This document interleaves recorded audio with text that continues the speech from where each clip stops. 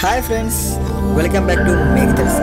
చాలామంది డబ్బు సంపాదిస్తారు, కానీ కొంతమంది మాత్రమే తెలివిగా పద్ధతిగా ఖర్చు పెడతారు.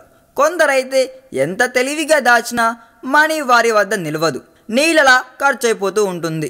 ఇలా జరగడానికి చాలానే కారణాలు ఉండుంటాయి. అందులో ఒక కారణం ఇతరుల వస్తువులు తీసుకొని తిరిగి ఇవ్వకపోవడం. అవునండోయ్, మీరు విన్నది నిజమే.